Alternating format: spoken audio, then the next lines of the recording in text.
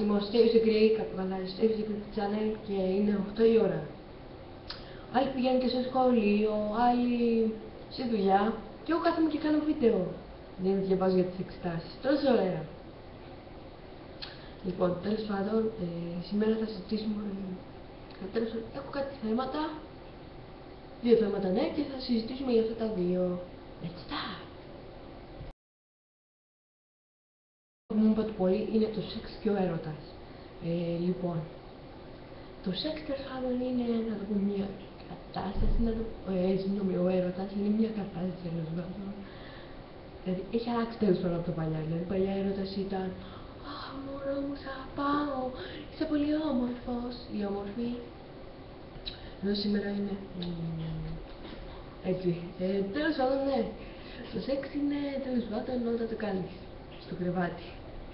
Τώρα, παλιά λένε ότι για να εκδικώσει μια κοπέλα έπρεπε να το κάνεις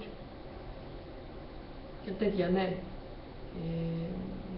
Άκυρο λίγο, αλλά τέλος πάντων έτσι ήταν.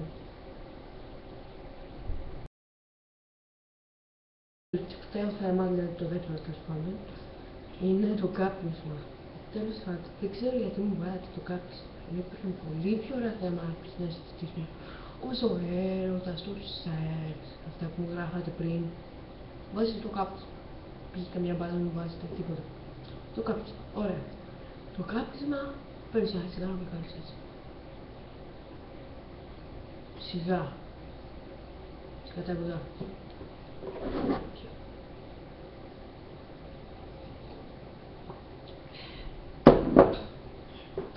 Τώρα ναι, να συνεχίσω το κάπνισμα.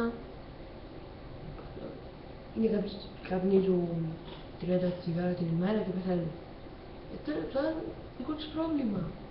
Γιατί πρέπει να ασχοληθούμε με αυτό το θέμα. Μπορείτε να με εξηγήσετε. Παίζετε μπάλα. Πείτε μου με κάτι για την μπάλα π.χ. ή το μπελέ για το παιδί, ή ό,τι θέλετε. Και μου βάζετε και τσιγάρα. Καπνίζεις 30 πακέτα, αυτά πεθαίνεις. Ή παθαίνεις αρρώστιες. Τι είναι αυτά δηλαδή. Τι θα συζητήσουμε τώρα, τι πράγματα.